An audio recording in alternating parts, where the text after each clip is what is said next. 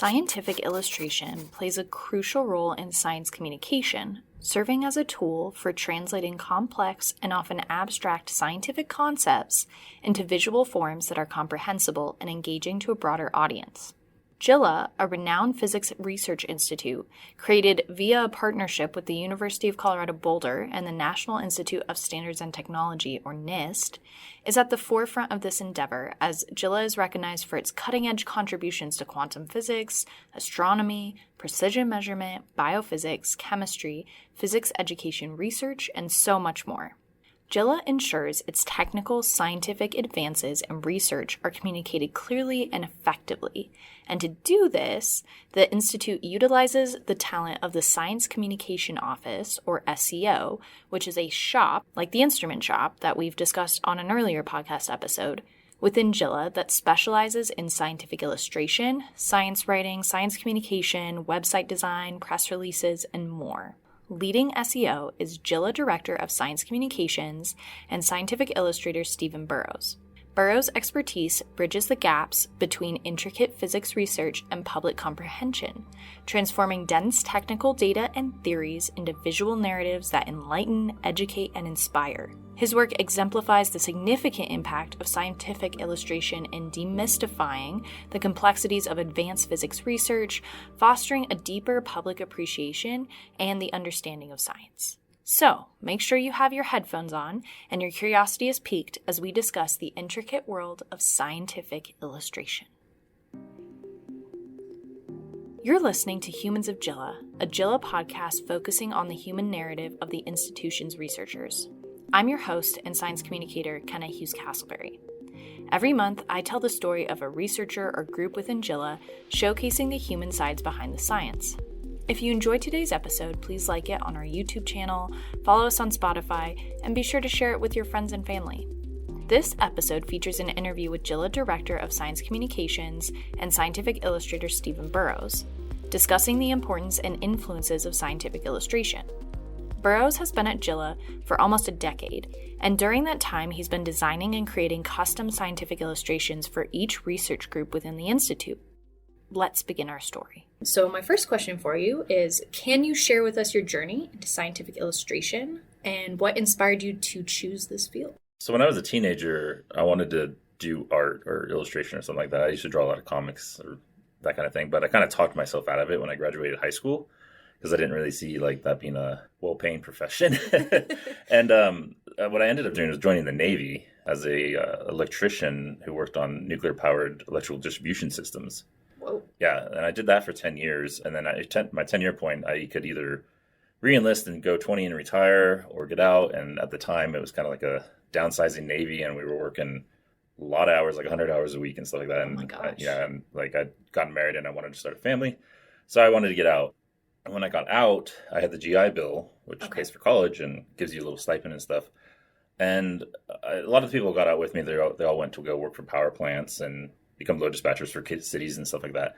But I wanted to get back into art. But again, I didn't think like illustration was a well-paying profession. But I saw design and I'm like, well, design can be a well-paying profession. So we moved to Colorado from Virginia, where I was stationed, and I went to the University of Colorado, Denver, and they had a design program there, a digital design program. So that was kind of like my thing, because I didn't want to do like hand illustrations anymore because it's kind of like a saturated field. I wanted to get into digital, which was kind of still kind of an emerging field.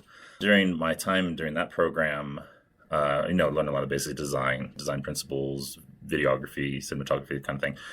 But we had to take some electives, and one of the electives was being offered by someone who was a medical illustrator, but he was actually doing science illustration, not just medical. So he was kind of inventing a sub-program within this program as part of his tenure track, because he wasn't tenured at the time, for scientific illustration. And he actually worked as a scientific illustrator and a medical illustrator. He kind of did both. But the electives in that were really interesting, and I took a few of his courses, and I'm like, well, this is kind of nice because it kind of tickles both sides of my brain, where I had this engineering background in the Navy, but I had this like strong desire to do kind of creative artistic things, but I wasn't really I had a foot in both, and I wasn't really on one side or the other, and this kind of like merged the two fields together, which I thought was awesome.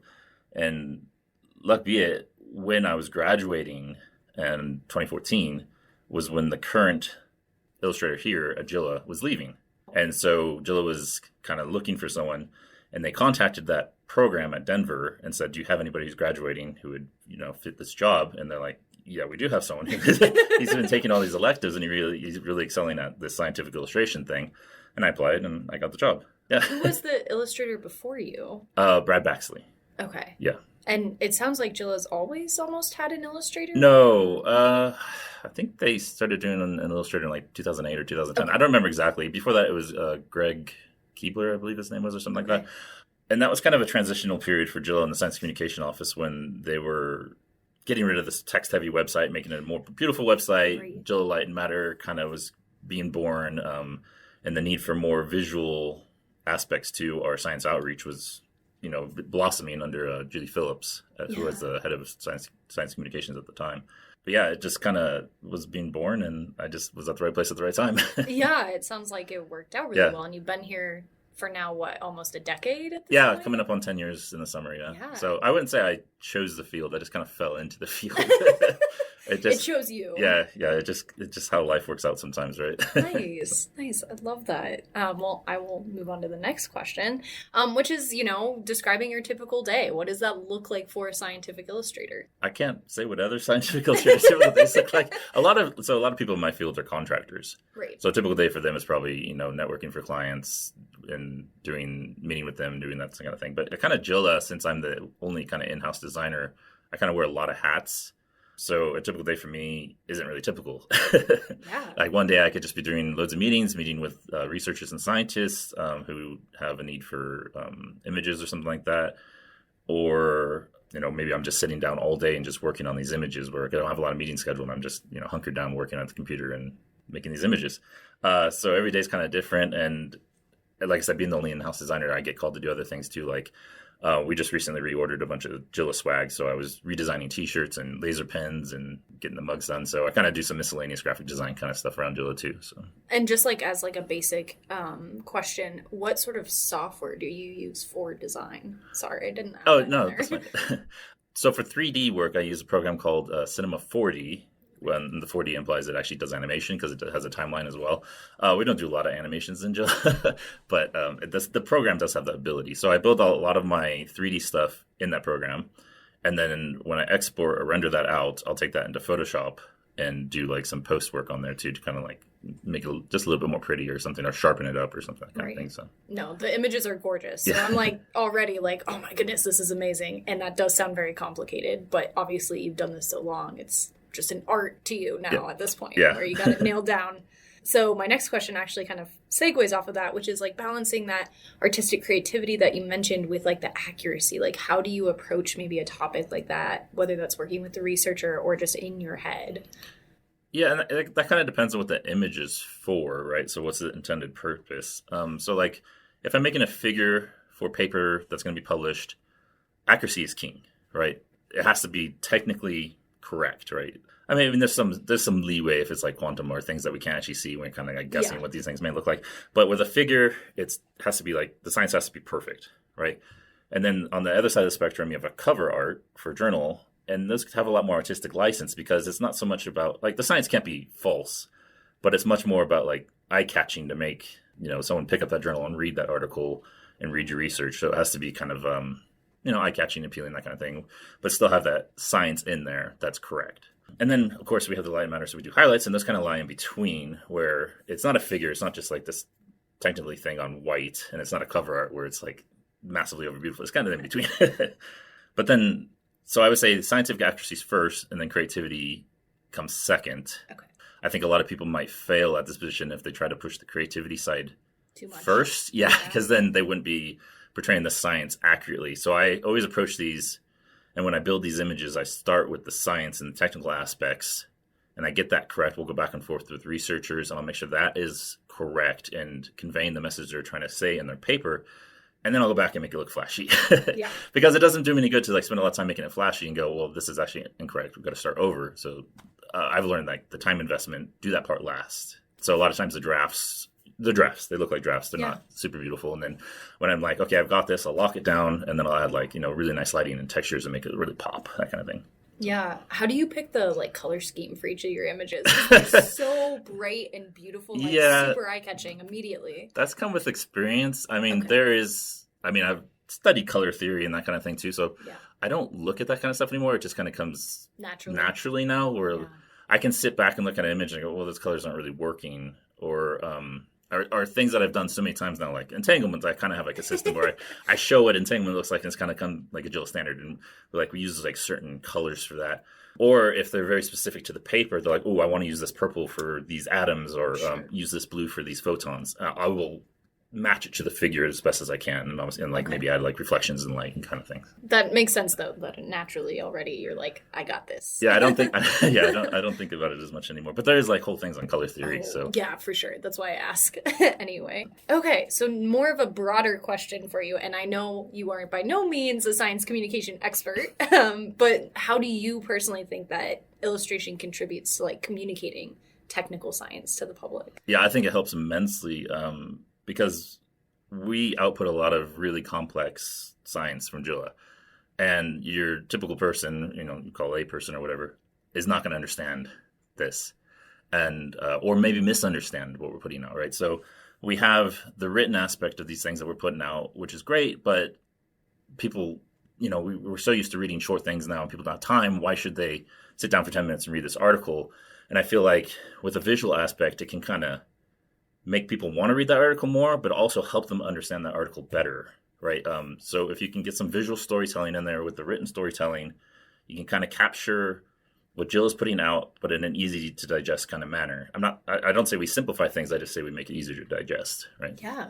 And a big part of my thesis, actually, when I was graduating, was using the visual arts to tell stories about science. Okay. My wife had a PhD in chemistry, and she did lots and lots of science and stuff. And I used to help her out with like making her figures and graphics and stuff like that.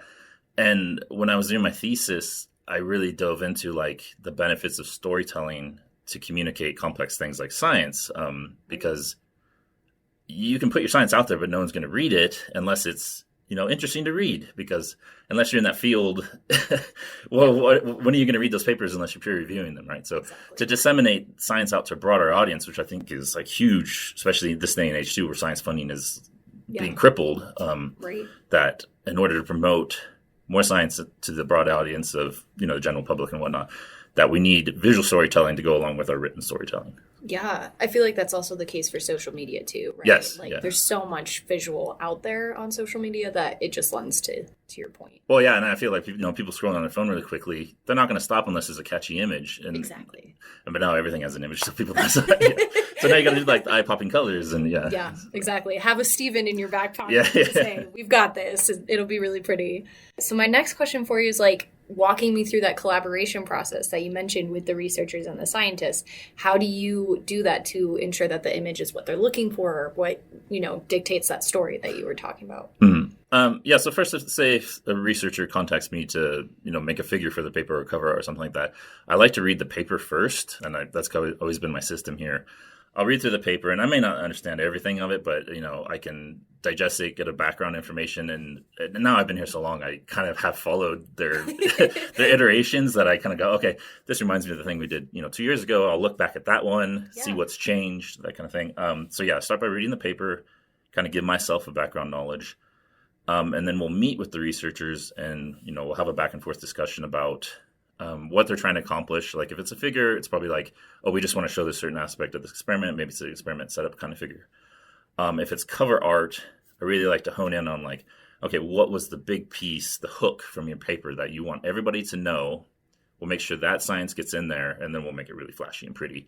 But that's how I've always approached it, and that kind of formula has been working. So stick to it. But yeah, so during the process of building these things, there's a lot of back and forth. I work mainly with the first authors and second authors.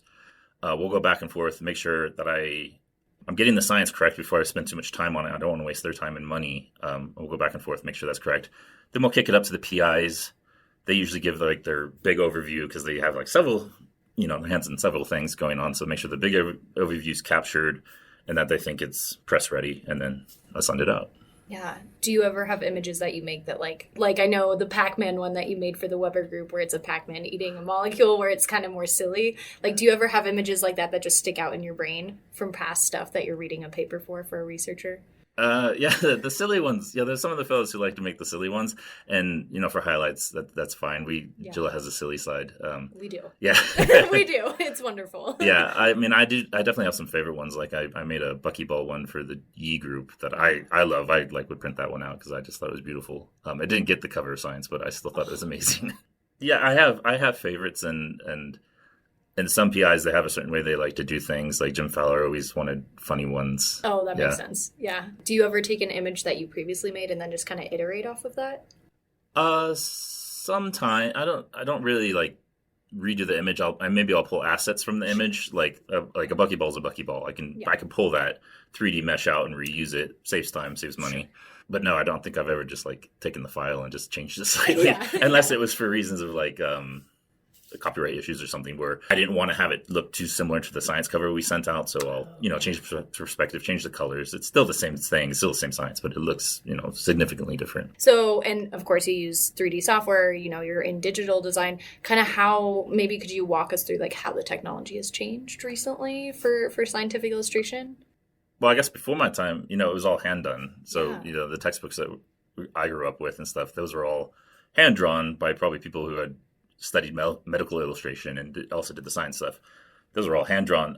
I went into a digital program, which were kind of first of its kind in this region. I mean, they have a lot out in Chicago, New York, LA, but the one here in Colorado and Denver, they're trying to establish itself as like the hub here in this region. And so with digital design, there's so many programs out there now. When I was younger, it was like 3D Max, and that was like the program. But now people don't use that one anymore. They use the free version Blender. I use Cinema 4D. There's Maya. There's so many different things, and it depends on what you're trying to accomplish. And I find with Cinema 4D, it's a very geometric-based program, and a lot of things we do here are very geometric, so it kind of works. There's programs out there that do sculpting, and they're very organic looking, which if I was like in a biomedical field, I would probably get more use out of that, doing sculpting. We use a lot of lasers and mirrors and stuff here, and they're very geometric. Yes. The software is evolving, and I get massive updates in my software every year, and I have to learn like these new tools and stuff. But again, they're all just tools. So there's no like right program to use to do these things. I mean, there's programs that are better at certain things than other, like Photoshop and Illustrator. People are familiar with that. Like Illustrator's really good at vector, Photoshop's really good at raster, and they're used for different things. But you kind of have to use a mix to do it anyway. So anybody in my field is going to have like the program they're good at, and like when you ask them to make something, they go, "Oh yeah, we're going to use this program to make it," because you've asked that person. Yeah, it's the one I'm used to. So absolutely. Do you think that the technology, maybe like with AI now, will just kind of explode a little bit? Or I've kind of been following that up in my field, and the general consensus is the AI is kind of bad. Yes. And we talk about scientific accuracy here, and the AI will never get that correct. They're really good at like making people look okay, as long as you don't see their hands right now. That'll probably get better. The hands will get better. But like, pumping your photograph in to get a professional LinkedIn photo, it's pretty good at that. Yeah. Trying to get it to do technically accurate science, it's not even close, because it's just pulling images. So it'll be a beautiful image, but it'll be an incorrect image. Gotcha. So no one in my field is really worried about that yet. That's good. I think people who do photo touch-ups might be worried. Okay. Because the AI is getting pretty good at that now. Yeah. But as far as like scientific illustrators, we're not worried. For us, AI is going to be a tool to speed up the processes. Yeah. Like Photoshop has a new like AI background fill thing now. So like if you're like changing the background or cropping or something like that, it'll like kind of deduce what's supposed to be in that area, and it works pretty well. It's in its infancy right now, but things like that just speed up the process. It's a tool. Is it going to take over our jobs? Not for a while. Excellent. That's what we want to hear. Yeah. Good news. What are maybe some like, just speaking of tools and stuff, but maybe what are some of like the traditional techniques that you use that you find indispensable, or like a process maybe that you use that you're like, I always go through this process that, is just my science to me in my head? Yeah. So the traditional technique is I still sketch things out. Okay. Because just sitting down in front of a computer is like, where do I begin? And also it wastes a lot of time if I do it wrong. So when I first started working at JILA, I used to sketch everything out and give them several like concept arts. But since I've been doing it so long, I kind of already know what they're looking for. So I make myself some sketches, and then I'll make the draft. in cinema and then send that one. So it's a little more polished of a draft now than it used to be. It used to just be, almost look like storyboards, that kind of thing. Yeah. If I was doing an animation, then I would storyboard it out and then send those sketches just to make sure that the flow is correct. So traditionally, like, still being able to draw is really important. Nice. Yeah, absolutely. That is a skill that I feel like maybe will keep getting forgotten as things get more digital, but it is like a paper and pen skill that is really helpful in getting that foundation in there. Yeah, and it just saves you time. And I do use it also to generate ideas. So if I get something I'm not really familiar with, like a lot of the quantum stuff, because I'm kind of more classically physics trained, writing things down and like jotting some sketches while we're doing the interviews, I do that a lot too. I'll just make little thumbnail sketches of like ideas that are popping in my head, and I find that helps a lot too. So. Yeah. I think for me anyway, as the writer, it helps when they sketch stuff out. I don't know if you have that as well as the illustrator, where you see their images that they're drawing, but or if you translate their images that they've sketched out or not. Yeah, it's helpful with some of the sketches that they try to be. They actually find them not very good because they can't draw, which is why I work here. That's why you have a job. That's why I have a job, because I can't draw. But actually, there are some. I have run into some grad students now who are like amazing at Blender. Like they look so good. I'm like, that figure is really nice. Like, can we work from that? Yeah, absolutely. Can we take this? When I have some of the guys and girls who are really good at Blender. They will actually give me the 3D assets, and I'll take those in, and then I'll like retexture them, relight them, and stuff like that. So, because they pulled that from the data, so it's like perfect, accurate. Yeah, and it's 100% accurate. So if it's some kind of like weird geometric thing that it would be, I could reproduce, but it might be slightly off. It would probably look okay at a glance, but if they have the data and they have the figure, I'm like, well, please give that to me because I can use that. Yeah, absolutely. So we kind of already touched on this, but do you have a particular favorite subject, whether that is like quantum or astrophysics or something, that you like to illustrate, and why? Not a particular field. I mean, it's all JILA science to me. Yeah. So it's all interesting, and I like that we have different fields because it kind of gives me a varied. I don't do the same thing every time. I'm not, if I worked solely for like Margaret and I was making lasers all day, I'd get kind of bored. Yeah. But we have like astrophysics and quantum and all of these things. So, and we do tend to kind of rotate around who we're highlighting. So I do get a good variety of things to make, which is nice. So I don't have like a particular field. I'd say it's more about the type of image I'm making. I find cover art to be, it's challenging, but it's also really fun to make. You really got to make it like eye-catching, and it's kind of high stakes. If they get the cover, that's a big deal, that kind of thing. Whereas like a figure, it's technical. It's on a white background usually. Yeah. So they tend to be a little bit more mundane. Not that they're like boring to make. It's just you just feel a bit more limited on what you can do. You don't want to like overcomplicate the image because it's supposed to like really kind of, it's a section of a figure usually too. Just trying to convey what they're doing. So no, not a field, but an aspect of the image. Cover arts, highlights can be fun, especially if the PI wants something kind of funny. Yes. I love the silly images. The silly images are funny. I remember doing one several years ago. It was like Atomic Thunderdome, where we had two atoms fighting it out in a cage. Yeah. Yes. That one is still one of my favorites. It is a very creative image that I don't think people think like could happen for science, because science is so serious, right? But it just adds nice levity to the situation. Yeah, and it came out of when we were doing the interview, like I think the topic of Thunderdome came up. And so we ran with that metaphor, and the image actually just kind of worked. Like people understand, oh, that's an atom and the atoms are colliding or whatever, but it worked out. It worked out, yeah. Nice. As opposed to just doing another image, because I think it's like the image had been done so many times before, we wanted to do something fresh. Yeah. And that ended up just being something kind of funny, playing with the metaphor. So. I love that. That's always great when you get that visual actually in there. What sort of advice would you give to somebody who actually wants to either enhance their illustration or actually become a scientific illustrator? Because I know that's not really like a definitive pipeline, right? Kids don't talk about like, oh, I want to be a scientific illustrator when I grow up. Like it's a very niche field. So like, do you have any recommendations you would give for somebody either wanting to pursue that job or like making their illustrations better? Yeah, it's definitely a niche field, and I don't know of any pipelines. Yeah, exactly. I know that medical illustration, that's a pipeline, and like that's a whole master's program. And then some of those people jump to science illustration because it's overlapping field.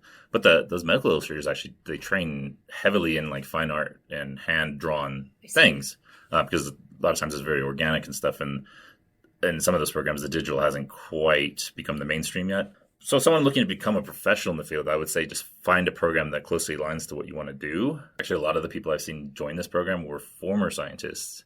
Oh, wow. who just liked That making makes images. sense. Yeah, Yeah. they just liked making images, and they actually switched professions from being the scientist into becoming an illustrator, and that actually helps them beneficially because they understand the science, right? Or at least can understand the jargon a lot better, and they understand how to read papers and pull the information out and stuff.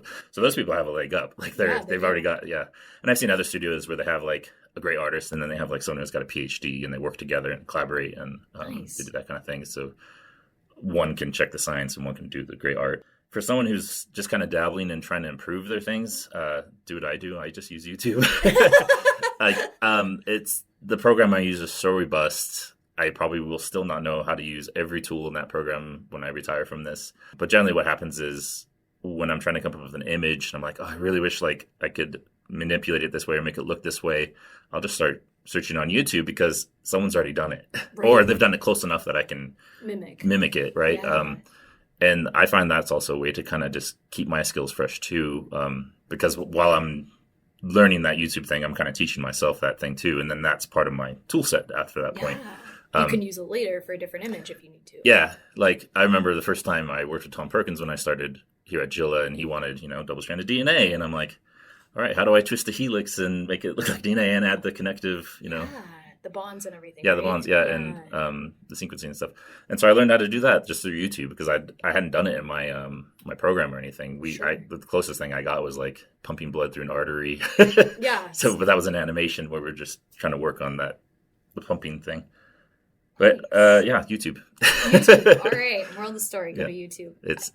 There are courses out there you can pay for and stuff, but people don't have time. So learning as you go. That for the thing that you're required to do. So if I have an image I'm trying to accomplish something, I'll look it up and go from there. Yeah. I did want to ask just kind of a side question. Is there anything particularly hard to illustrate that you've had difficulty with, or like that's always a challenge? Or is it just kind of at this point, because you've done it for so long, everything seems a little more even?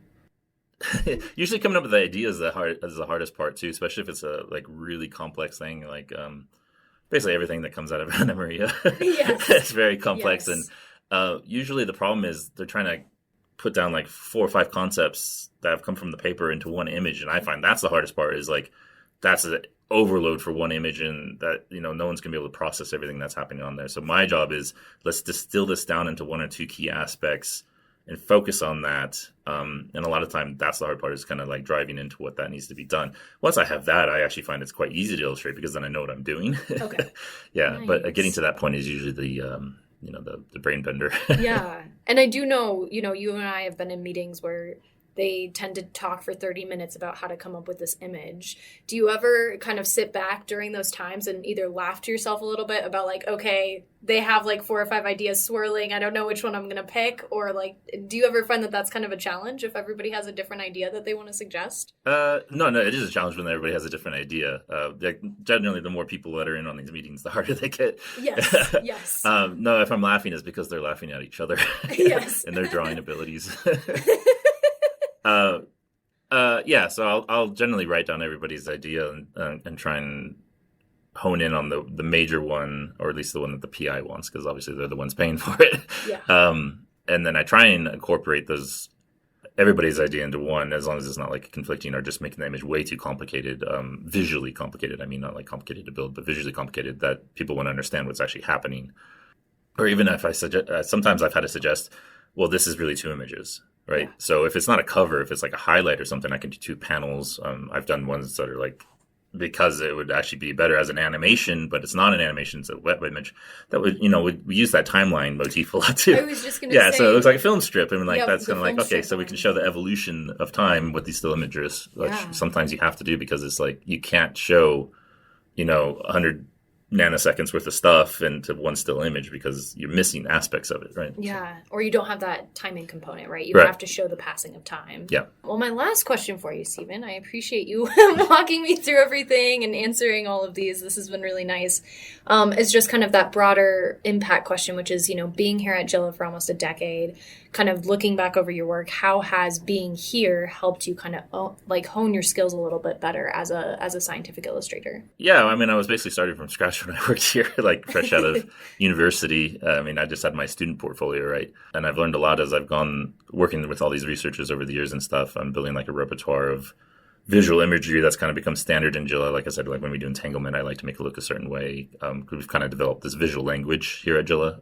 But at the same token, I have to watch out that these things don't all look the same. So I constantly have to think of new ways to show maybe the experiment has an iteration where it's gone from one atom to many atoms or something like that, right? So the setup's the same, but they've just added more atoms. But the image is going to look the same to the casual observer. So I got to think of new ways to show these. Maybe we change the perspective, change the colors. Maybe we don't focus on the setup. Maybe we focus on like the outcomes or something, or what this means broadly. So a lot of times I just have to kind of sit back and think of new ways to kind of represent something very visually similar to what we've done in the past.